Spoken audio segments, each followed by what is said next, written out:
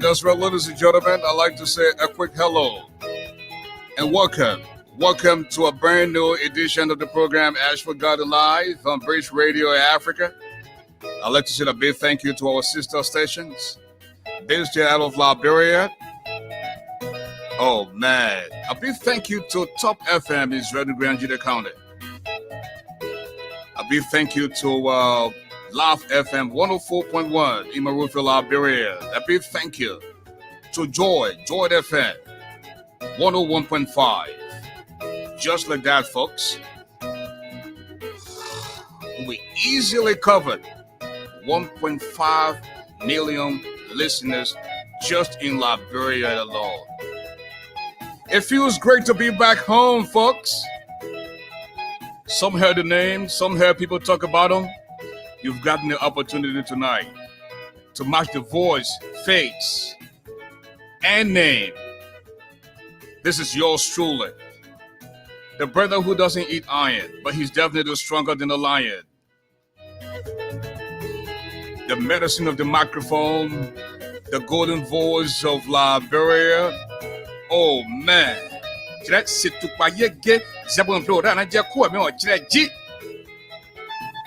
That now you know me, GARLEY. As always, please allow me to borrow the wordings of the wise man. Tough times don't last, tough people do. The height of a man is never known until he rises, because there's no second chance to make that first impression.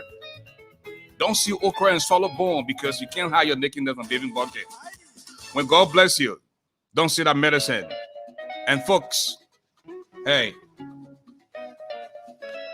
I said to you a few weeks ago when I was coming to Liberia, I said to you, I am not coming to make trouble. Equally so, I'm not a coward. Your threats have nothing on me. So you can keep following me all you want.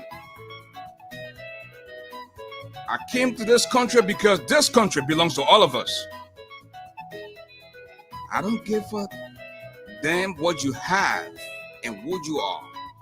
When we come to this country, I believe we all deserve to move around freely. So play your scare tactics all you want. Pretend to follow me all you want. The last time I checked, folks, my parents shared blood for this country. Again, I didn't come here to cause trouble. Just how the crewman knows how to play soccer, the crown man knows how to cause trouble. But again, I didn't come here to cause trouble. I came here because my country needs me. I would have stayed in America and said, you know what? I don't care about Liberia. But somebody has to do it. And that's one of the reasons why I'm in this country. To provide to Liberia my talent and expertise. Nothing more, nothing less. I am not part of the opposition. I am not part of George Weah and his administration. I'm a private citizen, a Liberian, a businessman that have come to my country to give back to my country. I was out of Liberia for a long time. And today, Liberia has the opportunity to have ASHFORD the Giant got it back at home. As a matter of fact, Laugh FM just joined us. With that said, folks, don't be selfish. Invite a few friends, grab something to drink, get the popcorn rolling, and very shortly, we'll introduce to you our special guest. Before then, we'll introduce our co-host to you based out of Liberia, Monrovia. And folks, we are going to have a blast tonight. With that said, please join me as I introduce to you Volcano Shelton, my co-host. What a minute, what's happening with you tonight? you already finished eating a lot of that potato green. I tell you, I can't pronounce my name again. I tell you, my brother, it's not easy. Yeah. Well, again, good evening, everyone. To those of you on the dark side of the world, especially in Monrovia, want to say welcome. We want to say welcome to the sub-region and everyone who's watching tonight. We have a great show for you. ASHFORD is good to be back. You know, I didn't think we would make it because with technology, but it still looks and feels the same way. So let's just hope somebody texted and said, hope the electricity don't go. But it was not the electricity. We kind of figured that out. So everything should be good on ASHFORD's side. So we should have a good time tonight. Our guest tonight is a very, very wonderful guy, very humble, and he's sitting backstage. Can't wait to come and talk to you viewers and listeners.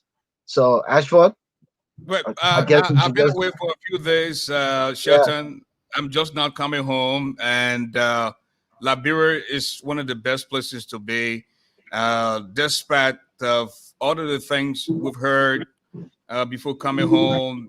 I think this is. I mean, it just doesn't get any better, you know. The country getting in for the first time, I didn't know what to expect. But I got in the country and going through security, everything just went normal. But there's a slight difference, though. When I flew in from New York to Ghana, listen, the Ghana man would make you feel guilty. Make you to feel guilty in the sense that they will over serve you. And you'll be coerced to say, you know what, get a little something. Then I come to my own country, and the first thing I hear is, how money you're making in America that I know your Lisa, yeah. You know what I mean? But the kind of man will say, stop, can I do this for you? Can you do this? But you come to your own country. Then they think, yeah, you're not bringing other UN now. We ain't get no Liberian that yo. Not you there, you're bringing your Lisa, yo. You know what I mean, Shelton? It's all the thought around it, but quite frankly, you know, everyone is on the hustle. Put it that way.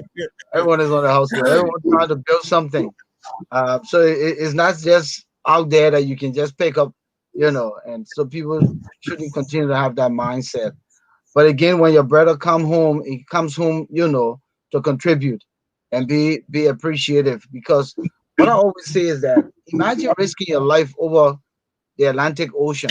Anything can happen, my man. That's right. Hours, you know. But just to go home and meet your family, you know, spend time with the friends, the relatives, the loved one, the former colleagues. You can't trade that for anything. I'm very much jealous of you now, you know, being on the ground. So I can imagine what's going on there. But I know it's hot though, right? Very hot. You know, very hot. And you know, I'm not saying this because I want to show up something, but I can't just do without air conditioning and electricity. You know, but you can't. No, you're not showing. I can deal with it. You know, I can afford it, but listen, the vast majority of the people, and that's why I continue to say the electricity situation really sucks in Liberia, and we're hoping that the government can put her arms around this and have it solved. But I listened to the Minnesota State. They are working on. They're doing some things now to make sure we have some type of stability when it comes to the electricity in Liberia. Sheldon. Well, let's hope for it. Because yes, come to think about it, Liberia can never be an industrialized country with generators. There is a need to have power plant bringing in steady electricity because businesses are losing on thousands and thousands of dollars to run generator and fuel oil. So at least if they can bring affordable electricity in the country, that can open up a lot of opportunities for business development and job creation rather than everybody for their own because people have gotten used to it for more than 25 years or put it 30 years, since the war that everyone has been able to gain electricity through the private generator, and that's not cool for the country. It's about time. I know that Ellen was trying to renovate the Mount Coffee plan, and I don't know how far the plant went, but if this government can just take off from where she left off and continue the renovation or revitalization, that would be great for the country's industry because it's killing to operate a whole nation on generators and fuel. Okay. Well, now to take up time, I think our guest is suited and ready to go. Somebody said, "Do you need COVID-19 certificate?" Of course, yes, you do. As a matter of fact, Sheldon, weeks before I came, I made sure that the car I was going to drive was registered and had insurance. No, you have to do all the right things if you want to live in Liberia. Don't give the police officers of the authorities to question your being here. So get your car registered, get the insurance, make sure your plate is up to date. Then before coming, I had to do my COVID test. I came with my certificate, and of course, with me being a Liberian crowned American, I had to come with my American passport with my Liberian visa in it. I will not come in and sugarcoat something. I am a Liberian American, the crowned American civilized boy. So I had to come prepared with all that thing. And before coming, the Assistant Secretary of State for African Affairs knows that ASHFORD is in Liberia. The U.S. Embassy knows that ASHFORD is in Liberia. So you can do all you want, all your little tricky game that you want to play. I didn't come in to cause trouble. Well, you try me. I mean, the war we're in. Now all I can say. Yeah. Thank you. At this time, Shelton, we want to introduce our special guest. There you go. Nathan is in the building. Just like that. Nathan, how you doing? I have just a little snippet of his biography. Okay. Just a small little portion. Go ahead and do just that, Shelton. So we want to welcome to all of you listeners and viewers. Our guest tonight is Mr. Nathan W. Biah. He was born in Firestone Tucson Hospital in Liberia. Both his parents are from Nimba County. He attended elementary and primary schools at Calvary Baptist and the Cathedral High School where he graduated from. And just upon graduation, the Civil War came and he had to relocate. And he relocated to the U.S. to his dad. Unfortunately, he lost all his high school papers, so he had to do GED to be able to enter college, which he successfully passed. Went to college, graduated, got a bachelor's degree at Rhode Island College. Then he went into teaching math and science. And he taught in the Providence Public School District for a while. Went back, got his master's degree in education administration, and then he's currently the principal of the Wahi Alvarez High School in Providence, Rhode Island.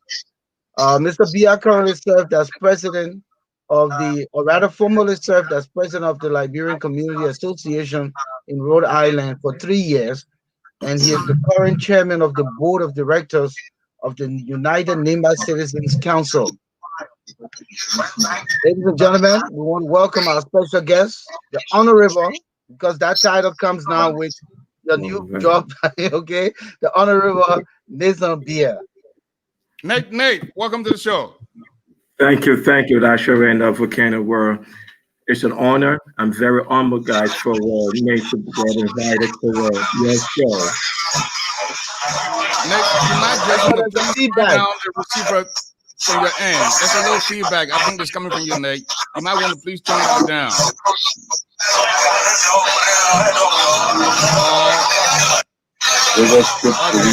Live FM, you might want to please turn down your receiver. Live FM from Liberia, you might want to please turn your receiver down. That's good now. Okay, go ahead, Nate. Okay. Again, guys, I'm very humbled to be invited by Bridge Radio Africa. I mean, it's a pleasure. I'm very excited to be here among my brothers and sisters of Liberia and fellow Liberians and friends. Guys that were, I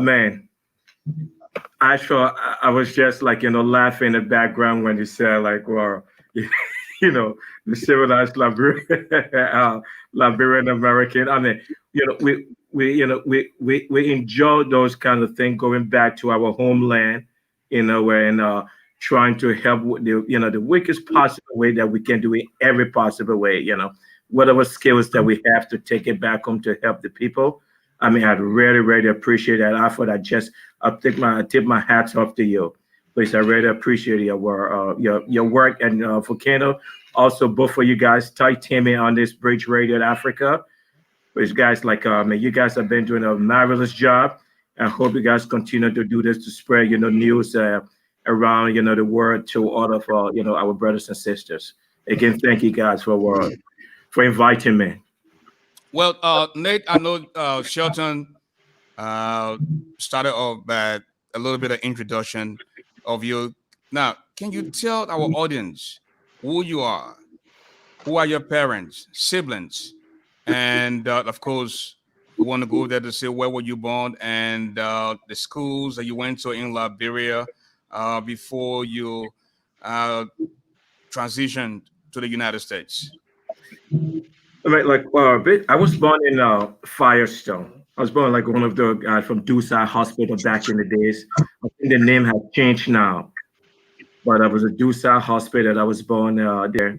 And I actually grew up right in Fiama and Lakbasi area, and went to Carrie Baptist Elementary School right on the Todman Boulevard. I don't know. I think it was opposite like over. There was a cinema right on the boulevard, but Carrie Baptist was right there. So that was Relda Cinema. Relda, exactly, right around us. That's where I went to elementary school, and upon Carrie Baptist, I went to a Cathedral High School, and the class of 1989. So we were the last class graduated in 1989 December when the second of the war. When the war hit December 24th, we can all recall 1989. And right after graduation, I enrolled at the University of Liberia, but that was not pretty long. Within the next 3, 4, 5, 6 months, the war had probably hit, the capital, and we were all, we just began to display like, any other Liberians. We struggled for ourselves, trying to film exactly if we were able to survive from a day to day. But well, fortunately for me, I was able to leaving from Lakbasi, going over to Logantown, hang around there for a few times. And I was there when where the war was very hard when it captured Dole. I was actually standing at the Freeport when that happened. Yes, I was standing at the Freeport that morning. I mean, everyone's getting up in the morning, hustling, going to go hustle, to get food, everything, and be able to survive. And when that occurred, I was able to run back home to my mother, exactly to be able to survive. But I was able to leave from Logantown to head over to Bon Mines. So literally, I walked from Logantown to Bon Mines. Wow. Yeah, and God was with us. We were friends. We did that. while in Burmese, and were able to leave from Burmese to go to Ivory Coast and spend about 6 months in Ivory Coast in Danane, and was able to leave from there. And came over here by 1990, 1990, like June, 1990, like 91 June. I was in Providence, Rhode Island, reunited with my father, and members that's here. So this story is the same story that we all can, any Liberian can relate to. So because we all live these things, so there's not just spectacular about my story. I think this is what I usually tell my brothers and sisters, friends, Liberians. Look, there is nothing. I mean, God help me. Fortunately for me, I'm able to do what I'm doing, but like, I'm not different than any other Liberian that are struggling every day here in the diaspora, doing the best that we can for ourselves and our families, and just aim a comment. The true American dream. And Shelton, just by listening, I know you were coming, but let me just give him one more before you come in there, Shelton. What, Nick? Is it okay to call you Nick? That's fine. That's fine. That's fine. Okay. Okay. Now, tell us what got you motivated to run for office in these United States of America. Well, coming to Providence, Rhode Island, growing up here, seeing exactly the way, as you get, I think the people have where we are saying, I think it's a Liberian saying, when you get in bad time, you hang like a. So there's some kind of distortion. I'm still getting the distortion. I don't know. I'm gonna have to cut them up if they can get this under control. Do you still hear that? Go ahead, Nick. So and I said, like, we Liberians, we do have a saying, when you're in a bad time, you hang like a bat.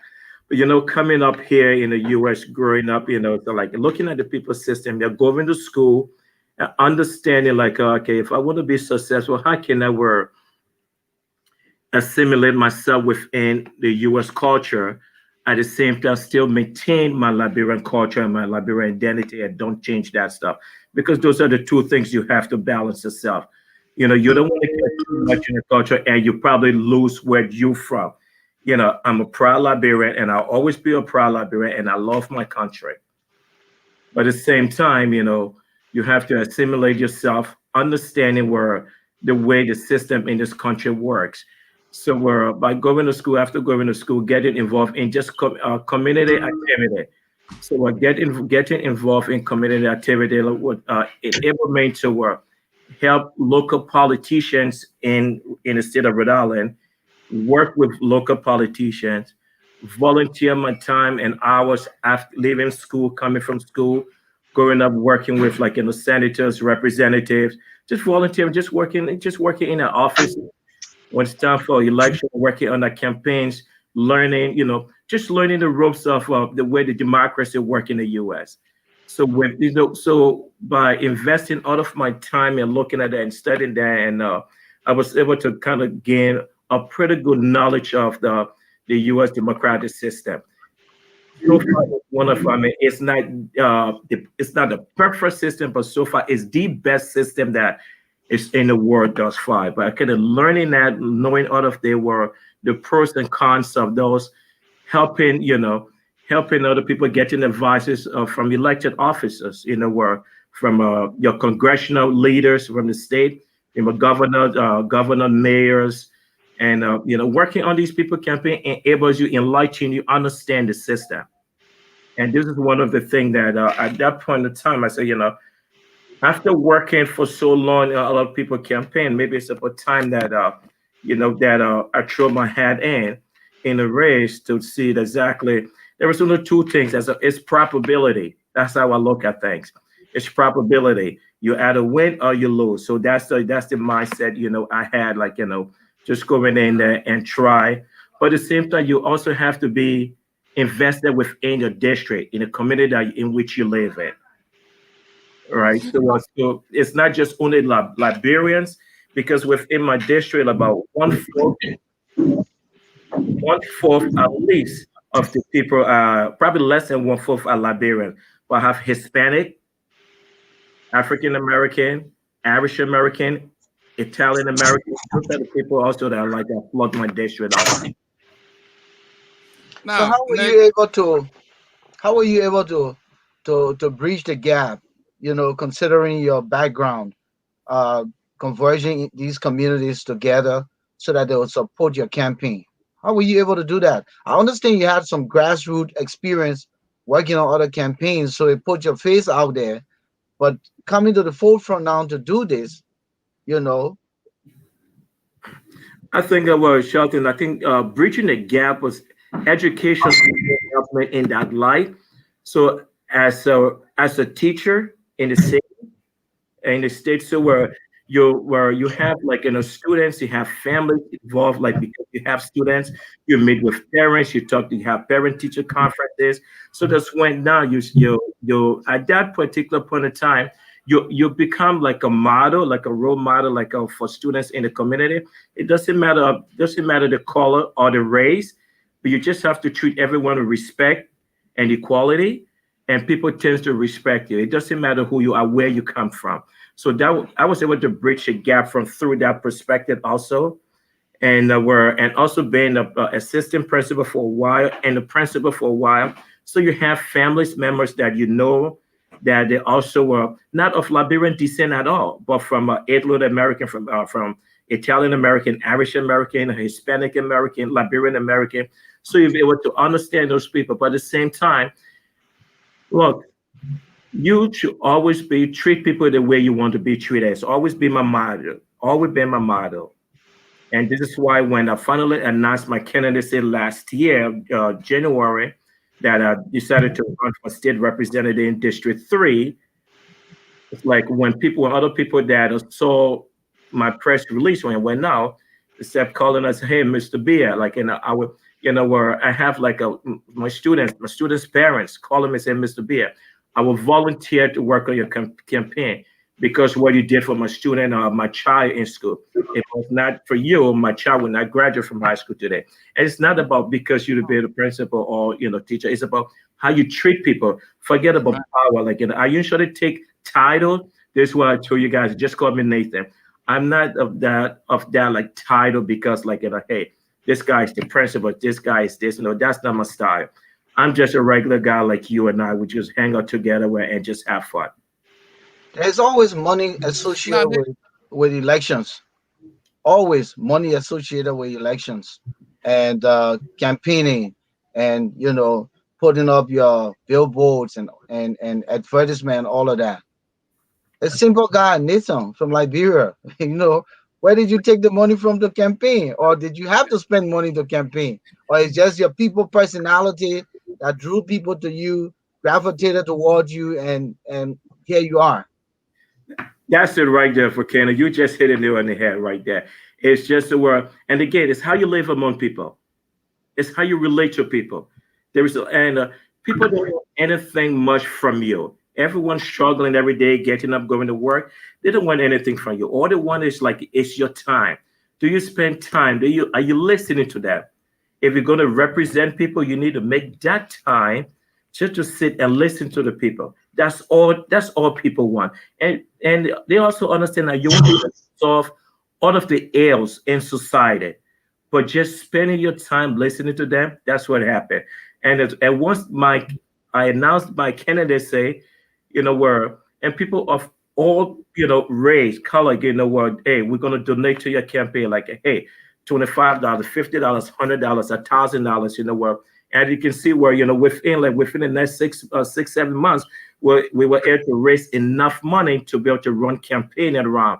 And where I say kudos to all of the Liberians that are in the state of Rhode Island that helped to make this a success and in the diaspora. But it was not an easy thing, though. I'll tell you, it's not an easy thing.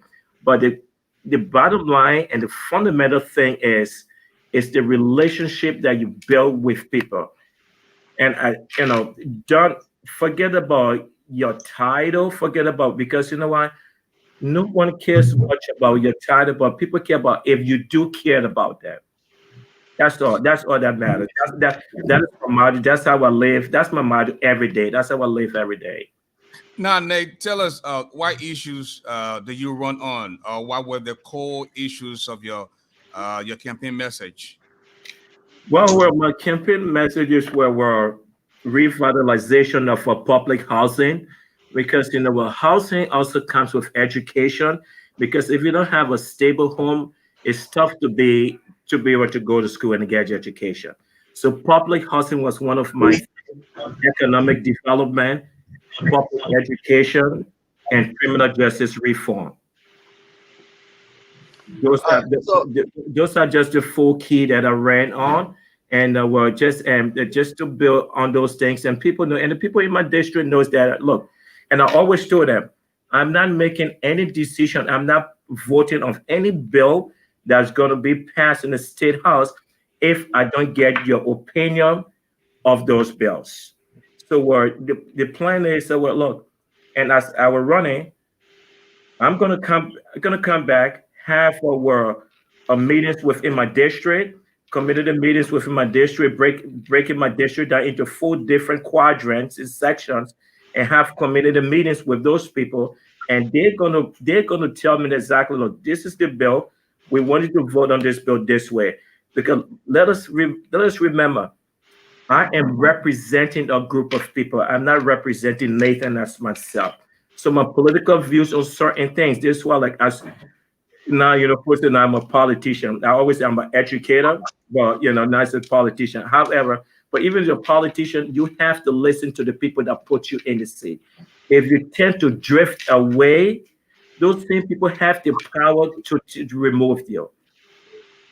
interestingly, you said that, but that don't happen in Liberia. Oftentimes, that's not the case. But yeah, so Nathan, I wanted to ask you. I wanted to fast forward quick. As where you're coming, which ticket did you run on? Democrat or Republican or Independent? It's still gonna come out. It's still gonna come out. No, I read on a Democratic ticket. Okay. Now, I ran on now, a Democratic ticket, and people usually ask me, so what kind of Democrat are you? Are you a progressive Democrat? Are you a moderate Democrat? I am a Democrat. Okay. now, Nate. Now, was the election a convincing win? The win with a clear mandate, or it was just a win by chance? And if so, how many candidates did you have to compete against? Okay, during the primary, like there was an incumbent. There was an incumbent that have served 2 terms. There was a Democratic incumbent that have served 2 terms. Right? Her name was Mara Walsh. They were considered as like a progressive Democrat. Like I said, I'm a Democrat. Progressive moderate, I'm a Democrat. But she have served 2 terms in this district. So just by me running campaign, it was very tough, because we're beating an incumbent it's a tough hill to climb, because you have to make your name, because incumbent already have your name is a household name already. So for a guy that name is not a household name, was able to climb that hill. But again, it just boils down to, like, look, we have someone that been representing us for 4 years now. We have no connection with the people in the district, right? So again, and my message to the people is, look, I'm here to represent you. As a politician, I'm here to serve you. I am a server, right? I don't have the kind, like, and put a mandate. So just with that message, just walking, I walk Ashford and Volcano. It took me 6 months running campaign, 7 days a week, Hmm. non-stop. 7 days a week, 6 months straight, knocking doors, That's very grueling. right? And Oh, after that, the results showed that in the primary, it was a very convincing win. If I can probably get the number, I think I had about, I think we roughly give or take, it was 75, basically within the 70 percentile to about maybe 25 in the primary. Now, tell us about some of the people that reached out to you in terms of congratulations. Did you get a message from the president of Liberia or anyone on his behalf? Well, I got a congratulatory message from the ambassador. He called me and he and I spoke. He congratulated me and my colleague also that's in Colorado, Nikita. Also, kudos to her. Also, a job well done. Also for her. I also spoke with her. She and I spoke, and we have created like this relationship, this bond, for us to keep the communication open. And basically, and all of my Liberian brothers and sisters, friends like them, platter us off our congratulatory message on the social media and Facebook, everything else. Again, thank thank you to all of my Liberian brothers and sisters that have congratulated me and in my win via Facebook, all types of social media type. Again, thank you guys. Thank you people so much. This victory is for us all. It's not just for me, Nathan. I think it's for all of us, all Liberians. I think we're and this is why I said, guys, this Bridge Radio. Thank you guys also. And this, this is for just for all of us, actually, and for Kenya, for all Liberians. It's not for me specifically. So you seem to be so laid back, cool, calm, collective. What type of guy, what type of Nick that is going to go to the state capital? Will you be one of those passive guys, or you intend to be aggressive with your agenda? Cross the aisle and make things happen. What type of Nick would you expect? Definitely. So, and it all depends on what the people of District 3 in Rhode Island wants, and also what the state of Rhode Island want. Because I'm a representative for District 3 and also representing the state of Rhode Island also. So if it's going to get to that point, I'm going to be very aggressive on certain issues that my constituent actually want. Definitely, I'm going to take that progressive, that aggressive way and go across the aisle and make sure that happens. Because at the end of the day, I'm serving the people of District 3 and I'm serving the people of Rhode Island. If that's what the people of Rhode Island want, I have no problem of going across the aisle, reaching across to my Republican brothers and having meetings with them for us to pass certain things for the people of Rhode Island. That is the key because again, look, at the end of the day, there are three basic things people want: Liberia, in the U.S., part of the world. Parents want their kids to have good education. People want a pretty nice place to stay, and people want some extra change to be able to spend with their family, just to spend extra money with their family to support their kids. Doesn't matter Republican, Democrat, Independent candidate, or what part of the world you're in, Liberia, what part of Africa you're in, Europe. Those are the same basic fundamental life that people need. Speaking of Liberia, Nate, when was the last time you visited Liberia? And do you have any plans to visit?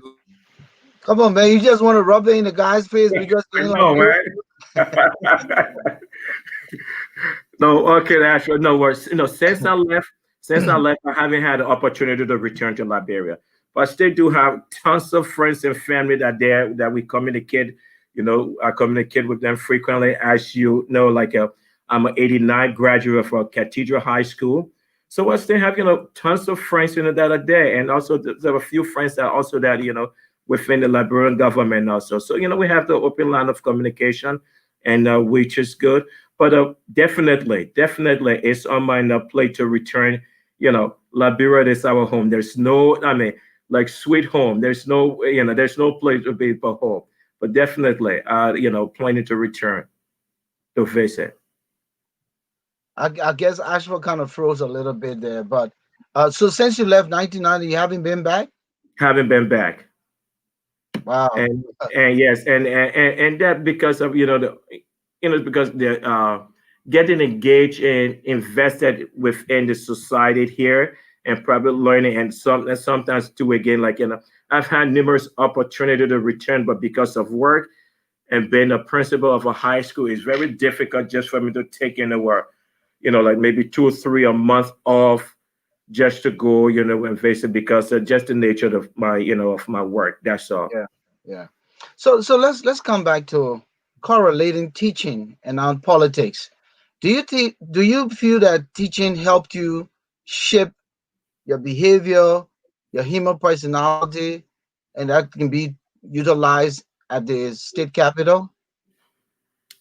Yes, I agree. I think so, for Canada, because the reason, like, first thing you have to wear, you have to humble yourself. If you're like, for example, you're a teacher in a classroom, you need to know all types. You need to learn all of the type of students that you have, because everyone that's in front of you doesn't actually doesn't learn the same way, doesn't learn the same pace.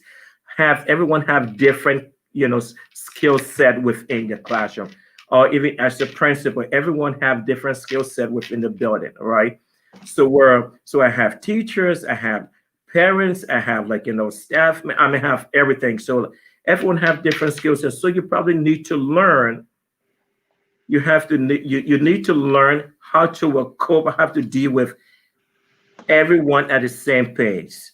So learning that, acquiring those knowledge enable me to kind of get out there and working with kids. And I tell you, one of my passion is kids. I love working with kids. That's where my passion lies. You know that's what wakes me up every morning, getting up, because you see kids from sixth grade to till the kids graduate from high school, and you see kids calling you after that, like, hey, Mr. B, like, hey, like, you have students that are doctor right now, you have students that are lawyer calling you and say, hey, Mr. B, I thank you for shipping me in where I'm in today. And that's not Liberia. You're talking about you're talking about like in typical born American case, that Yeah. have Jewish American, Italian American. So these are people that help to shape, myself as I grew up, coming up in the education field, learning to probably embrace every culture and make sure that the same thing in life, but embrace everyone, because oftentimes we become very divisive, and which is that is not part of my nature. I think together we should probably come together and make things happen for us, even as a people or as a nation. So let's move away a little bit from Rhode Island and take you back to Liberia. I see you chairman of the board of the United NIMBA Citizens, right? What is it the organization does, and how is it going to impact Liberia? Because there's a tendency for Liberians to always hope that the organizations here are organized, in the diaspora to go back and help the people. What are some of the things that your organization that you currently serve as board chairman would do for your county and for Liberia, as a greater country? I think for the greater country, and that's why, because the shape of that, I usually probably, like, one of the thing I ask them to do is, like, and as that's why, it's United Neighbor Citizen Council. But one of the primary thing I'll try to shape the mindset of board members that also that work with me. It's like, whatever we do, it should have the greater impact of the people of Liberia first, before then we trickle down to whatever specific county that that we from our parents from. Right. So, like, one of our goals, whatever our goal is in Liberia, we should start shaping the Liberian culture, specifically. Then we can trickle things down to specific county. Right. So one of the things that the project that they're working on right now, that United Neighbor Citizen Council is working on, is to build like a huge a women empowerment center in Ganta area to serve women all over Liberia. So, like, and within that center, home economics, adult education. So all of those things going to be within that center, and it's not just limited to just people from Nema County, because that is not my mindset. My mindset, like, shaping us to Liberia first, Liberia as a whole, before even going down to where our parents from, where where exactly where our parents from, where we from. But the mindset is like, and this is one of the things that helped me to get it involved in shaping, like, the culture of, like, our local community organization within the diaspora. Welcome back, Well, Ashford. well, thank you, man. We had a little bit of issue with electricity, but thank God we're back. This is the country we live in, and you can't do anything without electricity. So I'm glad that my host was very swift in getting us back on. And Nate, speaking of Liberia, tell us, have you been following politics in Liberia? If so, does anything bother you at all? Well, I think one of the first things probably I have to say were to the bereaved family of all, of those were men that were slain in Liberia. I think they were most of them were buried this weekend. I knew one of them very personally, Mr. Emmanuel Bati Yenswa. I knew him Mm, very personally because while I was running for president of the Liberian Community Association, he was one of mine were, go-to senior advisor here in Rhode Island. So, his family also stationed in Rhode Island. So it was something that really hit me hard. I mean, mm. very hard. So, but again, again, yes, I do follow, the politics in Liberia and, just, reading things from, reading things from the newspaper and everything else. So, yeah, I follow very closely. You talk about going from door to door. You're talking about the Jehovah Witness style. If you were opportune to share that strategy with your brothers and sisters back home, how would you do this and the rest of it? I mean, I think it's like, look, people are genuine. I'm telling you, like, people see through you if you are, we would say, like, if our Liberian slang is like, yeah, I mean, you are phony, or, people will see through you if you're really authentic. And this world, people want people to lead them who are real, who are truly authentic. So going to door to door, and I think where it's not about money. It's not much about how much you give people. Look, vote for me, and all of those stuff. I mean, that doesn't serve the purpose of that because I think as a society and as a civil society moving forward, I think true democracy represent that you represent the people exactly. You serve the people and what the people need. It's not what you as a leader to put that on the people, but I think you should be a server of the people. I think that's what true democracy means. I think that's how we try to start to transcend, hoping that transcend into our country. And I think the gullibility of the people, in Liberia, and considering the cost of living, the hardship, that's why it's easy to buy them with handouts, you know, and that that's not cool for the political landscape. And so when these people come to power, once they've, gained the votes from the people, not the trust, because there's something between voting and trusting. And oftentimes the people don't trust, but they just got the handout and they took onto it. And so there's no mutual regards. Like in your case, you talked about that mutual regard. What your constituency want is what you will fight for, you will die for, you will go, to battle for. And it's the opposite.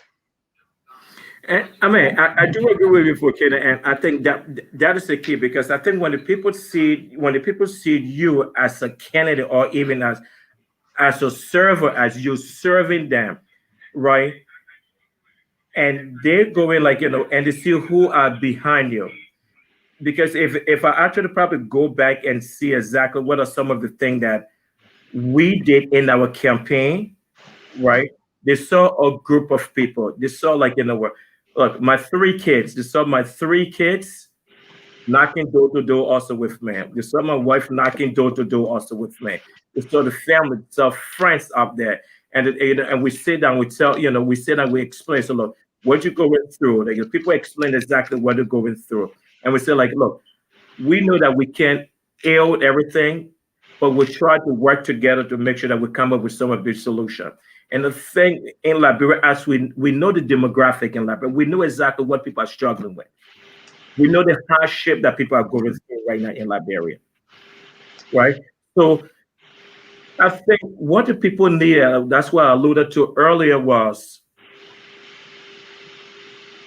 are the people, are they working at this, I mean, can they support their family? Those are just basic things. These are just basic things I think the Liberian population need.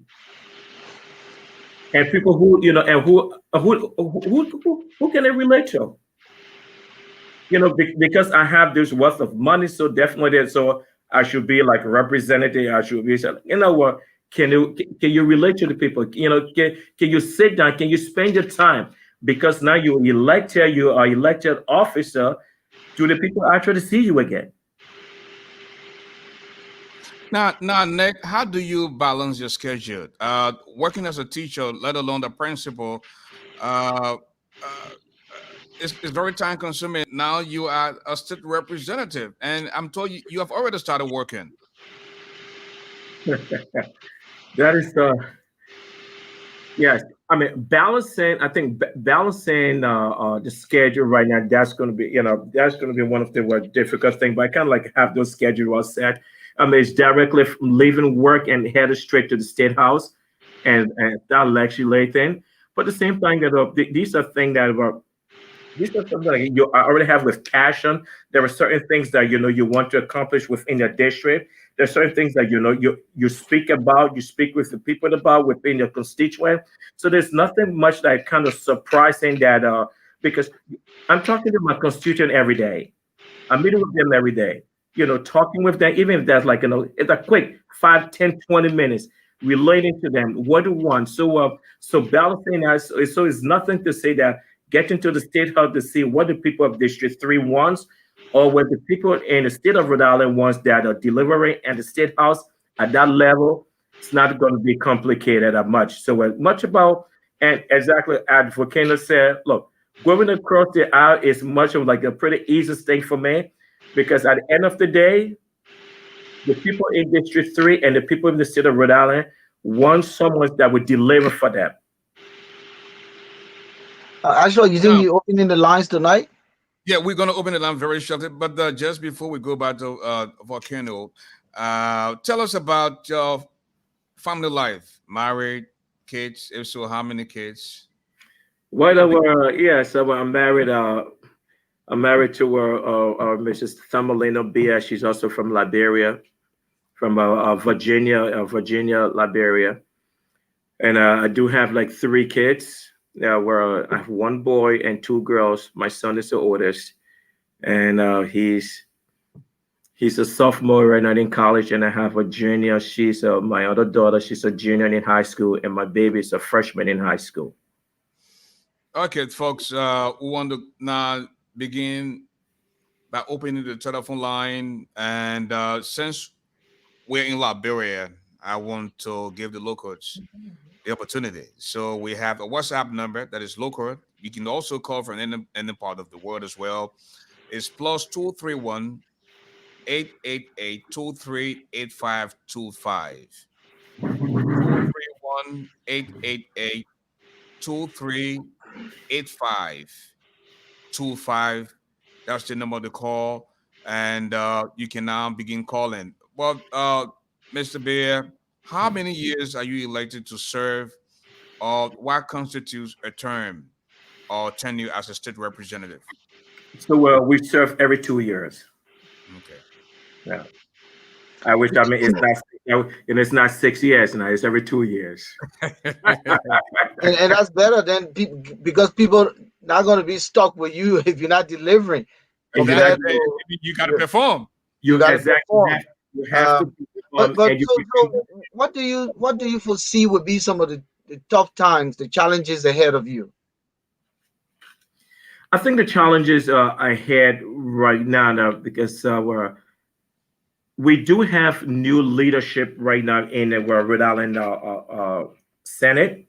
So we just voted in a new speaker.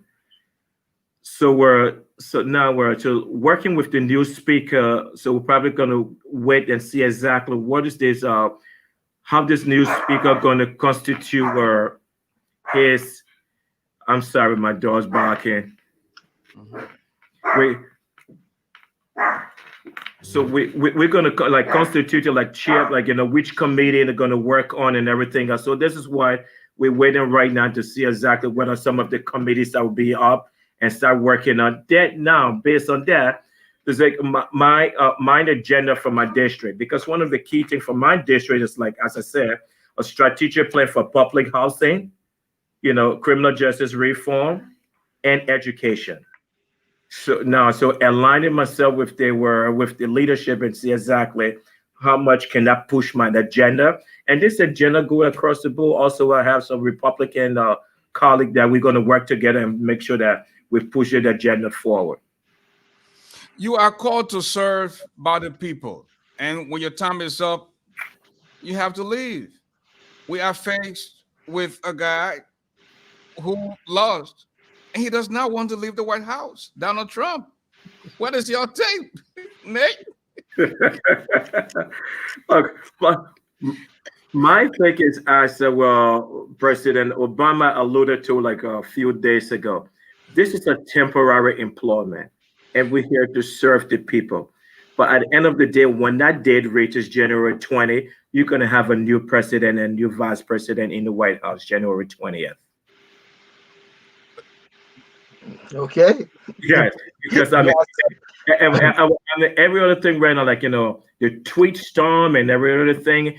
And look, the Republican counterparts, our Republican counterparts know that all of these things right now that is going on comes January 20th, you're going to have a new president in the White House, which is President-elect Biden and Vice President-elect Kamala Harris. While we await a caller, how is the coronavirus in your state, in your district in particular? Actually, where the coronavirus right now, it has escalated thus far in our state. But with the governors right now, with the governor like a plan that she's put in place, she's trying to not to head back into phase 2, because phase 2 also going to start shutting down a lot of the businesses that will impact the economy. Because also we have the corona virus fund, so she's trying to balance those together, and this is why heading back, she doesn't want to hit the economy very hard, most especially with holiday seasons coming around. So and she's trying to limit people, trying to let family know that look, we love our families, we love our friends, but at the same time we got to keep them healthy, right? So please. Thanksgiving's coming around the corner, Christmas coming around the corner.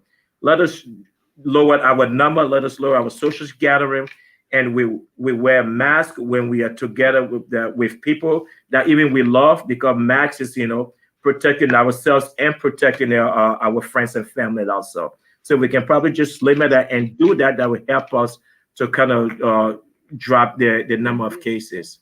And this question for you, ASHFORD, what's the situation with the coronavirus in Liberia? People wearing masks and social distancing. I mean, your safety is critical to BRIDGERADIO. So I just want to check with you. Shelton, I was more scared in America than Liberia, to be quite honest. Wow. Nobody wears masks yet.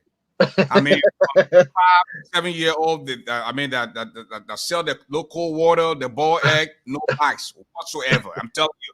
Look, I mean, I got so involved that I don't even wear masks anymore in Liberia. I know my woman listening right now and be there. Actually, are you crazy? Because she's very big on me with my masks and my frequent hand washing and all that stuff.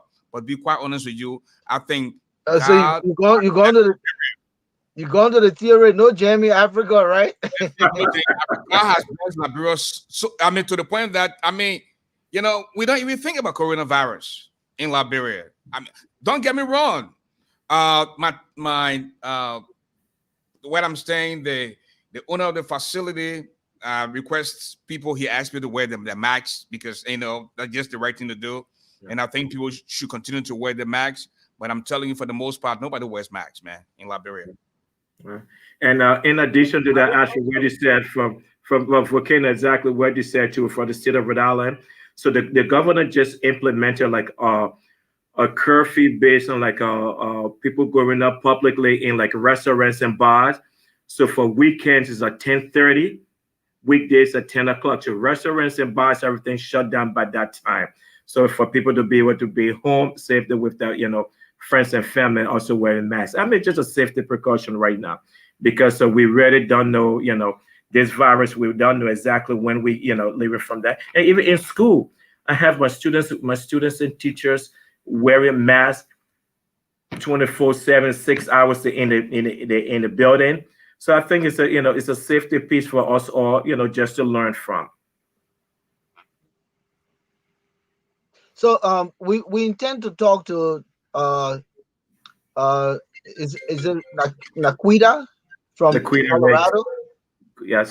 Hopefully you're able to put us together so we can bring her on. Hey, Yes. Right, Ashford?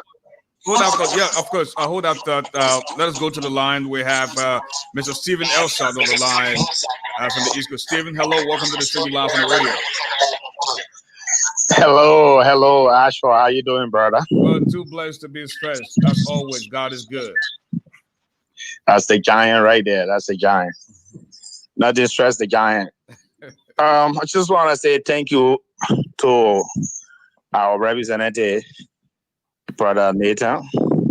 Job well done, and look forward to you making a stronger mark, even more than what you did with the high school. Now you principal and other initiative you are taking in the Liberian community, as well as the other community there, the U.S. community, all of your constituencies. So I have a question for you. What are you going to do as a Liberian and an American representative to see to it that something is done about war and economic crimes code in Liberia? Thank you. So, I mean, based on that, I think if we could start to get the Liberian government engaged in the work, certain to have an open forum. I think that's the first, and I think it's the first thing to have, like in the world, people that are in power, the elected officers that are in power, to start having a open conversation and start speaking about human rights. You know, I think that's where we should start. And there's a trending issue now in Liberia with regards to rape. I know you've been following the situation, and it's palpable. Little girls being raped, and it seems as though the perpetrators are just lingering. Not much being done for justice. Is that something that your organization here, meaning the NEMA uh, organization, have ever talked about, and what you would do in that direction? I don't think our I don't think anywhere, we haven't probably reached that point, but I think it's something like a global thing that should be discussed around through any in a Liberian organization from a EULA perspective. Also, I think there's some of the thing that EULA should be like much more, very hard on and making stance, making any statement based on that, and probably, at some point in time that we should start engaging, where the government start holding these people accountable for, what's going on. I mean, are we violating human rights? Who's been held accountable? I mean, so there are a lot of things that are up in there that where we can start engage from EULA perspective, from all of the Liberian community, for all of the Liberian organization that's in the diaspora, and start having an open dialogue with our government. Ashford? Okay, again, folks, if you just joining us, the telephone line is now open. Questions, uh, word of congratulations for him. The number to call is 231 888 238525. 231 888 238525. Nate, do you still have immediate family members living in Liberia? Oh yes, definitely. I still have like I have like uncles, aunts, stayed in Liberia that were and cousins, nieces, nephews that were I communicate with. So were these my people that were my mom, us, our parents like so my mother here, my mother's here, but every time she's sending money home to like my nieces, nephew, and everyone else. So I mean, yeah, open line of communication is there with me for my families that are in Liberia. Now, who would have thought Nate was going to be state representative in America? And before you answer this, coming to Liberia last week, I said to myself, who would have thought Ashford Garley was going to be sitting in first class with Emmanuel Shaw, uh, Albert Cheer, Nema Bowie, and stuff like that. I'm like, you know what? Shaw was right in first class in the 60s. Yeah, and Ashford the Giant God is sitting with Shaw in first class coming to Liberia. Who would have thought Nathan was going to be state representative in the United States of America? Well, that's that was the farthest thing actually, like away from my mind. Actually, probably going back in going back coming here in like at early '90s. That was the farthest thing away from who would I've taught. That's it's a rhetorical question.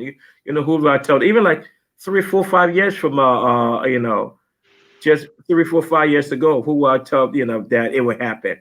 But I think sometimes sometimes the very people that or sometimes it become like our own people. Sometimes, something like what the Bible says. But like it's like, oh that'll be, and within our Liberian slang, that'll pick in there, what you think, or what you want to try. We've been here for a long time. We've been here for a long time. We haven't gone up, what. But I think it's like I think it show that just commitment, hard work, and dedication and determination. I mean, we're gonna run into like obstacles, barriers, but once your eyes is on the price and you kind of focus, you have the vision exactly. This what I want to accomplish. This where I want to go. You'll go through the struggle, but don't take your eyes off the prize. Done. So, Ned, you talked about on your political platform agenda, put it that way. Criminal justice reform is one of the key items. Quite frankly, the criminal justice system has not been favorable to African Americans and blacks. Is that why this is of major concern? But definitely, yes, it is a major concern. I mean, I have a son. He's 20 years old, right? A young black man.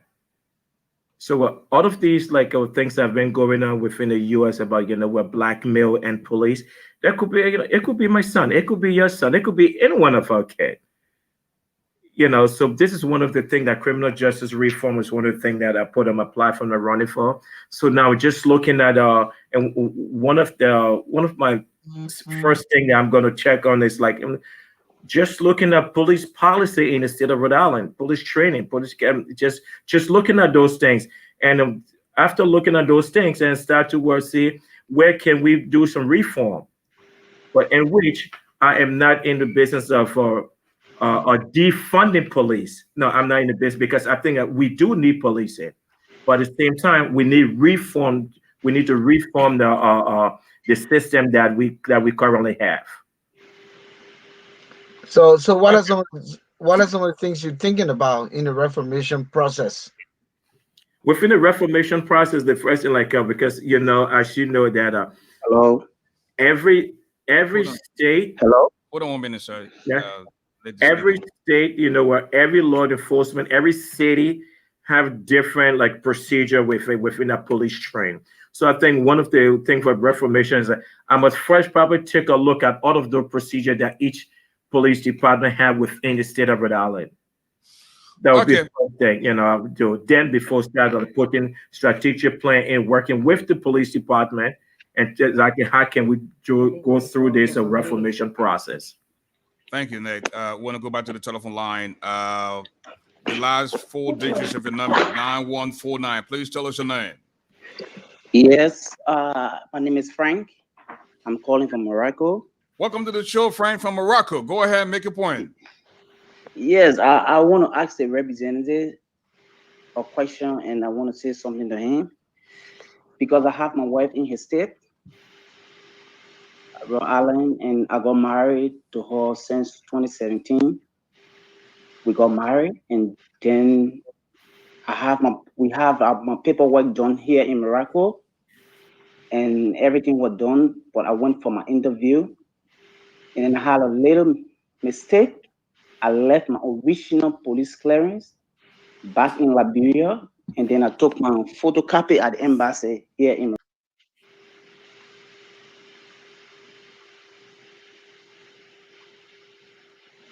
Oh, did we lose him? I have not heard from them almost 3 years. I'm going almost 3 years now. So I want to know, like, I'm asking him like his position right now as a representative from Liberia. I want to ask him if what he can do in this situation for me, because like I think my wife, she contacted the state for Senate in America there, and then they are just emailing each other, and every time she emailed me, she filed the email to me, and I'm not go through the email. The embassy always say they are still doing research for almost 3 years. I just got my passport and I'm in a foreign country. Only my resident I have here. I don't have my passport with me for almost 3 years. They got my passport. And I think my passport left like 1 year to be expired. And I cannot go to the embassy because they told me not to go. Only my wife communicating, and I cannot ask who in Morocco. I cannot do anything. I'm just stuck in the middle with all a document with all my passport. So I want to know in this situation if you can help. I mean, we we pity his situation. I don't think, but I would Nick come in that. Yes, so thank you, umbrella. And so I think here's where we need to work together. So, please, when you communicate with your wife, let your wife get in contact with me. Then we're three of us. Then we're probably then we probably can work together, show you some other avenue exactly how to help you your situation, right? So make sure that she get in contact with me. She where once she's in Rhode Island, definitely she can get my number, and where she can get my number from anyone in Rhode Island, and then we're going to continue our conversation, see exactly what kind of help that I can give you, right? Again, folks, the telephone number to call is 231 Nathan, just by listening to your story, you could be one of the best motivational speakers. And what do you say to your Liberian brother or sister who who feels that he or she has no chance? They have given up in life, even though they have the potential, but there's no financial stability. There's nobody to help them. They're helpless, and they can't pursue the dream. What do you say to them? Well, one of the thing, I mean, it's going to sound like a cliche, but it is a true cliche that were it might be difficult now. It might be tough, but once you have your focus, your vision, you're gonna come through some dark time and some difficult time. Just don't give up that. Don't give up. Because there were I can probably go in depth to explain to you some of the process I had to go through even coming here. It was not easy just by landing here. It was just not easy to even working just with immigration situation, right? So we're just it might be it will be dreadful sometimes, but just keep up the hard work, and you have to be truthful to yourself. Hmm. You have to be truthful to yourself for the commitment, and whoever you are working with, whether or not where you see, you have to be genuine to everyone.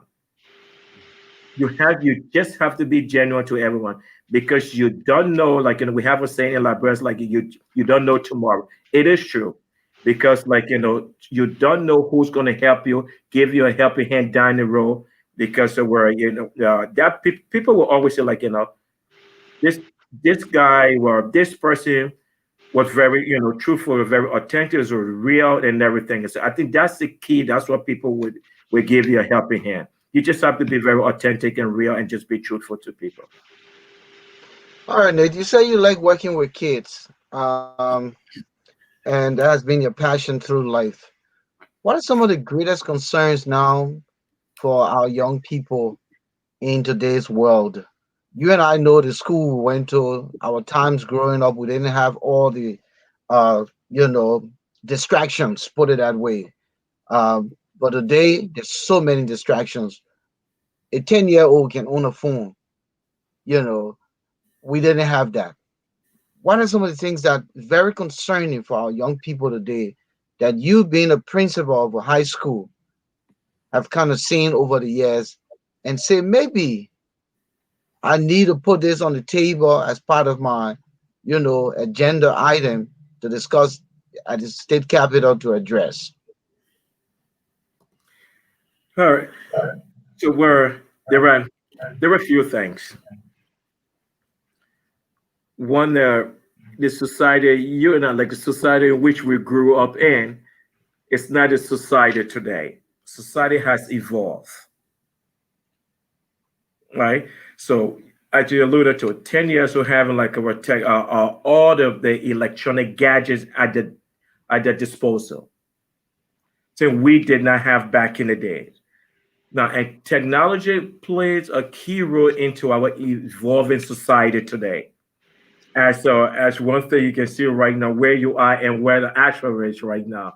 So business technology is exactly what this is where this is one of the things. But with again going into the 21st century, technology is the key of the future.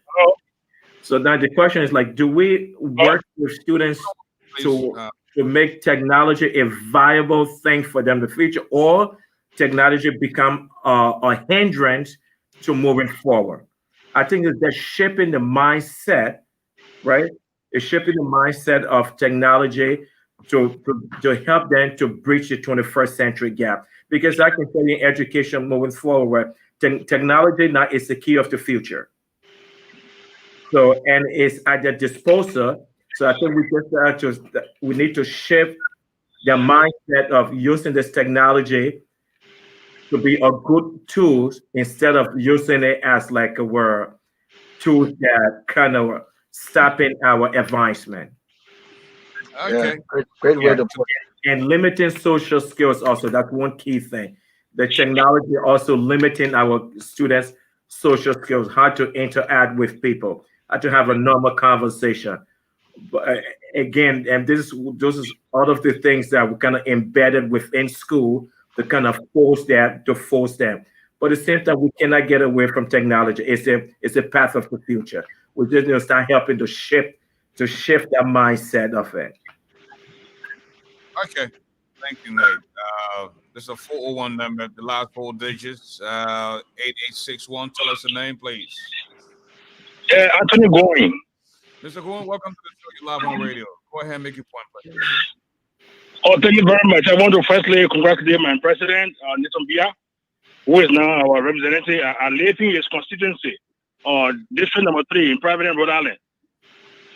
I want to ask the brother who was telling a problem to the Honorable Biah that my number you can share with him, and his wife can call me. I also have immigration experience. I worked with U.S. immigration in Ghana for 12 years before coming here. So I can also help and connect her with honorable office. But on a weak way, I can help her out too with immigration processing of his paperwork. So again, my name is Anthony Goin. I'm the president for Graduate Association, Rhode Island Chapter, USA.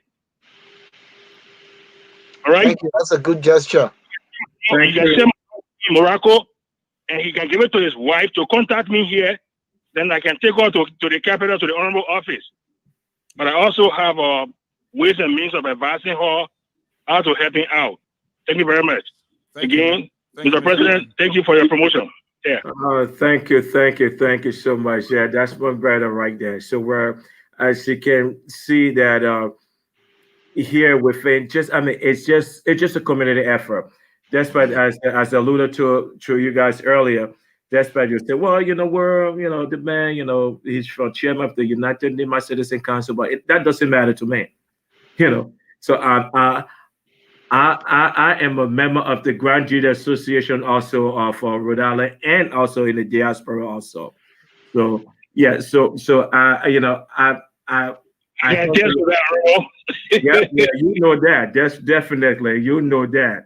So I mean, I cross it out. I reach. I mean, I hang over any.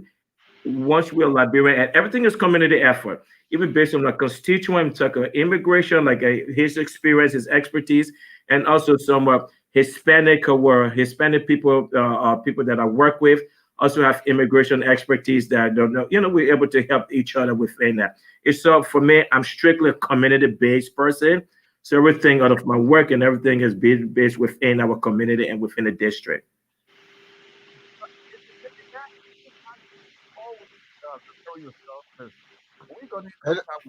Ashford, we can't hear you. Yeah, we couldn't hear you, Ashford. Can you hear me now? Yes. Yeah. Is this how you've always carry yourself? Because when we got in contact with your brother, Welcome in Sandolo, and we said, we want to talk with Nate. They said, listen, Nate is extremely busy, but we are going to find time for him That's where you got to square yourself up to reach. Okay, we're gonna find time for him to get in contact with you guys, and in no time you responded positively, man. It's how do you interact with the parents of your students? Right? Where I'm a parent myself, so when I'm dealing with my parent students, I always put myself in that seat as a parent. So when I'm speaking with a parent as a teacher, when I was used to speak with a parent as a teacher, or when I'm speaking to a parent as a principal, I always flip that switch to be in that seat. So like another parent is speaking to another parent, and you know how to communicate. Because at the end of the day, the students of Rhode Island, the students of Providence will become a productive citizen to move our state forward. So look, a parent, it doesn't matter what race you are, we all want the same thing for our kids. And if you have someone that cares about your kids, you create a bond and relationship with that person. That's how that's how I take that's how I take my job seriously. So it's not about it's not a 9 to 5 job that when I leave, I don't see no. When I leave, all of my parents have my cell phone number. All of my teachers have my cell phone number. So I have parents texting me 8 o'clock at night, 9 o'clock at night, just going on. So I'm responding to them, look, meet me tomorrow morning at work, and communicating with them. So these are just open line of communication, and people like, look, because I care about your kids. Because if your kid is successful, I am successful also. Okay, we want to go back to the telephone line. We have 8452. Please tell us your name. Oh yeah, hello. This is Mr. Roberts. I'm calling from Minnesota. You're live on the radio. First Go ahead, make your point. Thank you, Asra. First of all, I wanted to congratulate the rep from Rhode Island, Mr. Milton. I want to say thank God for you. I bless God for you. And I also give thanks to your family members, all those who elected you as a representative of the state of Rhode Island. Today I called because I have a concern. And my concern has to do with the divisive politics that is taking place in our country, in these United States. My question to you is, after you take office, what would you do in order to work, across the aisle to bring our people back together? Because I know with such divisive politics, it will kind of be difficult for America to reach out, to the world in order to, to do what it needs to do in order to move the world forward. If our country is divided, there's no way we can go out to help to help other people. So what will you do when you take over and bring our people back together? That's my question. Thank you. Thank you, there, brother. So I think one of the things is that which is something that I've been thinking about. Like, first of all, we that in the diaspora, right now, we're to start having conversation, guys. So to start having conversation. And Ashra, is your brother from Minnesota staying on? I just want to, yeah. He's listening though.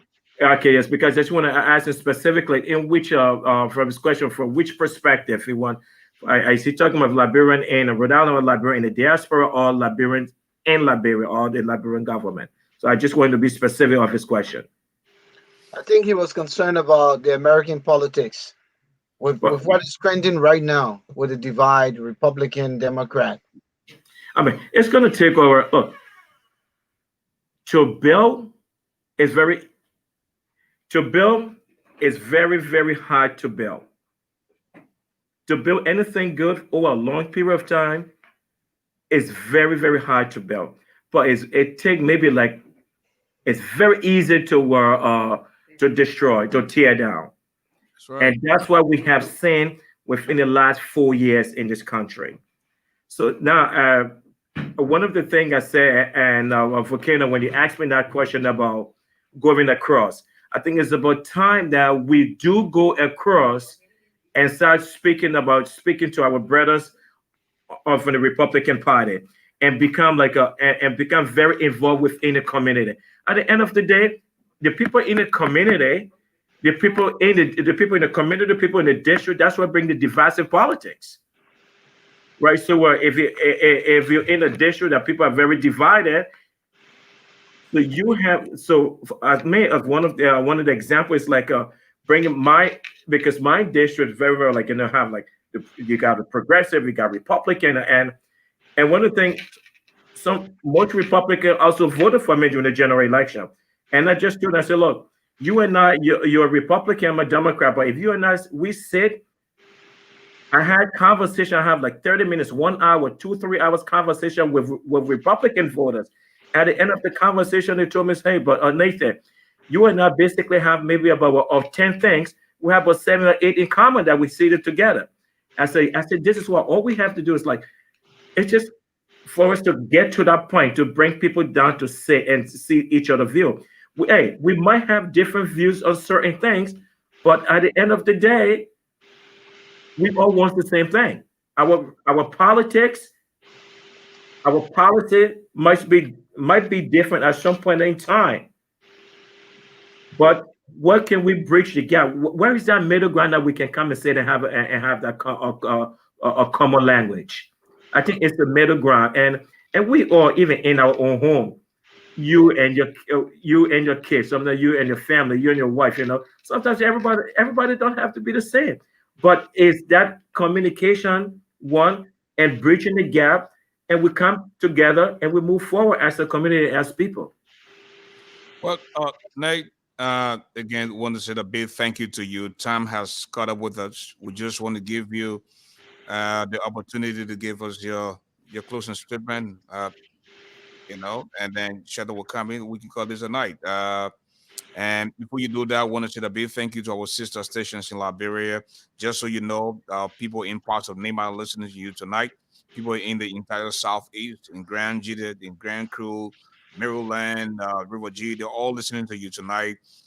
People in Montserrado through Live FM 104.1, through Droid FM 101.5, and through Super FM 95.5. They're all listening to you tonight. So just so you know, your brothers and sisters back home are listening to you, and they're happy for you as well. So go ahead and give us your closing statement.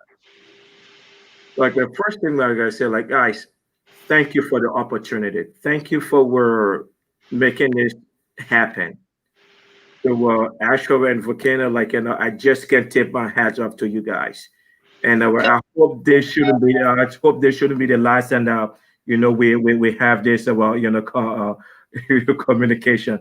This line of communication should be open because I think of us, just sharing the platform that we have, the opportunity that we have that our brothers and sisters don't have that opportunity. I think just sharing it with them and giving them that hope, it goes a long way. And look, everyone that is in Liberia, I said, thank you for listening. Thank you for listening. Truly, truly, my dear, my heart goes up to every Liberian. Doesn't matter what parts of the world you were, right? What parts of the world you're living in. My heart goes off to you. And guys, together as a nation,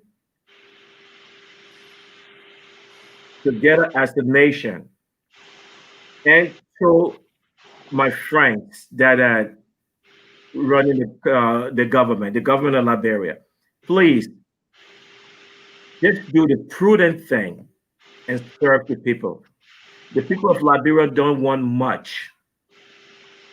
All they want is to be served by the people that have invested, that are entrusted to lead them. And again, to my fellow Liberians that are in the diaspora, guys, kudos to us all. We're here. We know that we're going through the struggles every day, and let us continue the struggle. It might be we might have some difficult days, we might have some difficult time, but let us keep working. And to all my young Liberians, the kids that are going to school, in high school, in college, in middle school, we're in the land of opportunity. It will be tough sometimes, but continue to work, continue the hard work, and be able to align, assimilate yourself to the culture, but at the same time, not losing our own Liberian culture, to kind of mend that together. Again, thank you all. Thank everyone.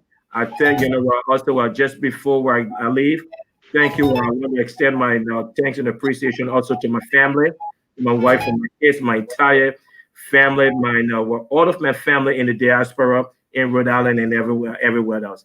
Guys, I tip my hat up to you guys again. Thank you guys so much for giving me the opportunity. I'm very honored for this. Thank you. God bless you, man, and keep up the good work. Thank you so much. Hey, ASHFORD. So people have been asking about the three missing boys. Any update just from your end? Just briefly. Well, I spoke with one of the fathers of the missing boys yesterday. Will you lower the theme song just a little bit? Good. All right. I spoke to Mr. Blamo yesterday, and he has some interesting development to tell me. And, he talked about the boys are still alive, and I spoke with his daughter today, and she also said to me that the boys are still alive. But yes, and Mr. Blamo went on to say that they had the boys because they wanted their kidneys. According to him, somebody in the higher up is in search for a kidney, and that was one of the reasons why they got the boys. And he was supposed to appear, but then we have Nathan today. But the father, Mr. Blamo, and the sister said to me today that they still believe that her sibling is alive, and he still believe that the boys are still alive. At one point they said the kids were taken to the residence of the president, and then when alarm blew, they took them from the president's residence and took them to the Minister of State, Nathan Biah's residence, and they believe that the boys are with Minister McGill. And this is what I'm hearing from the father and the sister. So this is where we are with the boys situation. Okay. Let's hope we can bring them on. Maybe they have more information to share, because I don't want it coming from you and then people say, oh, ASHFORD said, it's always from them. I'm just going, I know. But other than that, how you hanging in there? Except for what I said earlier, for reason best known to some folks, I don't know if they think they can scare ASHFORD GARLEY. I'm not afraid, because if I was afraid, I'm not a coward. I would have stayed in America. I have no reason to be here. But I'm here, and I don't want for anything. Besides, I'm getting paid every month from America. My check will come on the 3rd of every month. And I'm relaxed. I'm having a blast, and it feels good to be back home. I'm enjoying some the garden food, and I'm not perturbed that nobody gonna scare me from my country, so they can listen. I'm here with good intentions. I'm here to my country. I didn't come to make trouble, and that, again, that's why I'm not part of the opposition or the ruling establishment. I am my own guy that is here to do what I love to do in terms of using the microphone. And the only reason why we didn't go out today because, hey, anything can happen. We heard about some protest that was going to go on, so we decided to stay indoors. But as of tomorrow, we're going to go out and reach out to the voters themselves and to see who they want to vote for and why are they voting for these people. So we are going to be asking questions, and then when we come, we're gonna have a show tomorrow night. We're gonna have on 7 p.m. Eastern Standard Time. That would be 12 midnight there in Liberia. So we'll go and do what we have to do, and then come here and play excerpts of what we discussed with it, and then discuss some of those. Okay. Have you identified any project for Bridge Radio? Any beneficial project so far? Now, one of the things that I don't want to do, I know people think that ASHFORD is coming to Liberia to open a radio station. It's not a good idea to open a radio station because I'm not going to be based here. I will frequent Liberia, but I won't be based out of Liberia, simply because, listen, there's no money out of radio. You don't get money out of radio station. You get a name and everything. Radio station does not make money. It's the personality that makes the money. So we are going to try our best to visit the 15 political subdivisions, and then we'll eventually expand our broadcast, and that's what you call broadcast syndication. Hey, let me not let the cat out of the bag, but you already know where I'm headed. So that's good. That's good. Just wanted some update. But I know it's late on that end. Let me let you go. I guess my final word is that all of our viewers should tune in tomorrow. We'll be discussing the political race right now, the senatorial race that is coming up on December 8th. One last thing quick. The referendum.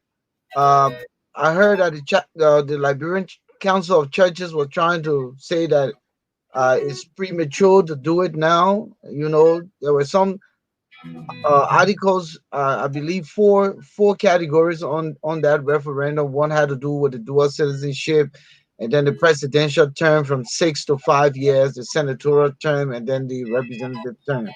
Have you heard anything about that? I don't know where we are with that. I'm not going to comment and speak at the top of my head. We're going to have to revisit that. So, but that impacts a lot of Liberians who are American citizens and looking forward, to the dual citizenship. Some people to be able to come home and help the country. Yeah, some people still like it. Some people still don't. The people see us who have the American citizenship as. But as for be honest with you, that's sycophantic. Many of the people in government in Liberia are citizens of America. They all have American passports, Wow. Just I rest my case there. Yeah, if that's all we can say. Shut up. It's a shame.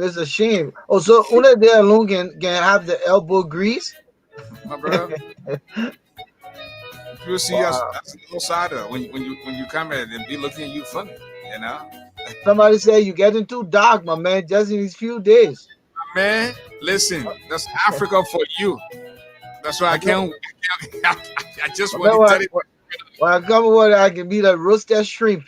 Man, it's a shrimp hot, It's just and again, and that's why I can't stay anywhere without air conditioning. And you can. You won't sleep. No, you won't sleep. I'm not used to that type of life now. I'm not saying this because I want to, because I've been living out here for 20 years, and you're used to the snow and the good life, and even you have a little hoopty, it has to have some type of air conditioning during the summer, Yeah. So that's that, brother. But today I feel so great because my son joined me today from Ghana. My younger brother I have not seen for years. I flew into Liberia today, so we're all together in our little suite, and we're having a blast tonight. That's a good thing. That's good, man. I envy you. But enjoy it all, man. Enjoy it all. I'll be here. We'll catch up tomorrow. We'll come back live at 7 p.m. To look at the political upheaval going on in Liberia with all the campaigning. I see some people just wasting money. Other people ain't got it to waste, but they're using the platform, the integrity, to fight the battle. So let's No. see money And, against truth. and on the positive side, though, some people will say, "Oh, the money feeding from the ATM, except where you go or drive." But since I've been visiting the ATM, as long as you got a little money in your bank account from America, you can go to any ATM and get money out. So, wow, yeah, that's a good sign. I've never tried it before since I've been going. Take your bank card from the States, go to one of the local banks where they have ATM. Hey, just like that, you have money coming out. But hey, I'm told there's a shortage of Liberian dollars, and I'm still trying to get used to counting the Liberian dollars. So I may as well stick to the US dollars.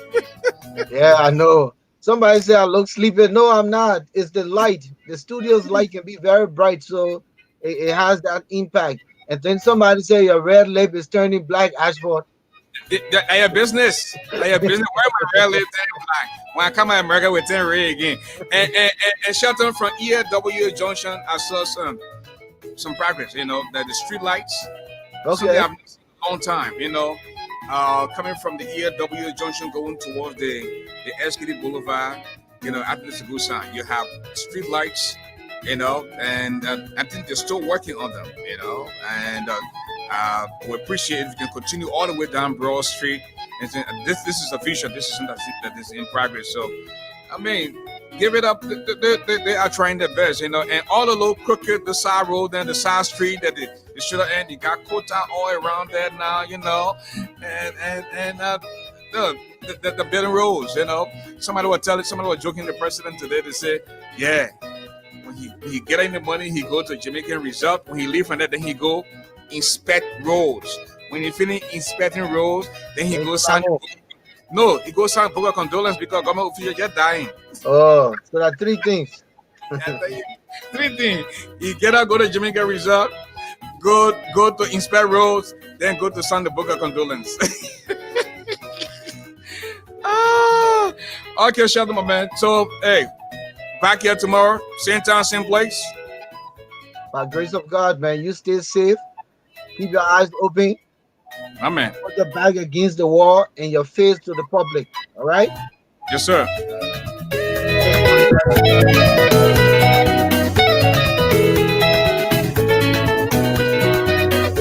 And folks, I'm afraid that's all the time I have to be with you. God willing, we'll be back tomorrow night, 7 p.m. in the U.S., 12 midnight in Liberia.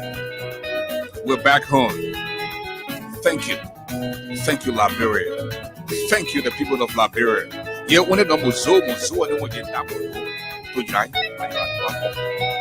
And folks, please allow me to borrow the wordings of the wise man. Tough times don't last, tough people do. The height of a man is never known until he rises, because there's no second chance to make that first impression. Don't see okra and swallow bone, because you can't hide your nakedness from bathing bucket. When God bless you, don't see that medicine, because you know what? A bald-headed man does not walk on the moonlight. Tough times will always be there, but it won't last, because tough people are standing back to wake up as well. The brother who doesn't eat iron, but he's definitely stronger than a lion. That's why they call him the giant, the now-you-know-me garden, the medicine of the microphone, the golden voice of Liberia. The now-you-know-me. Have a good night.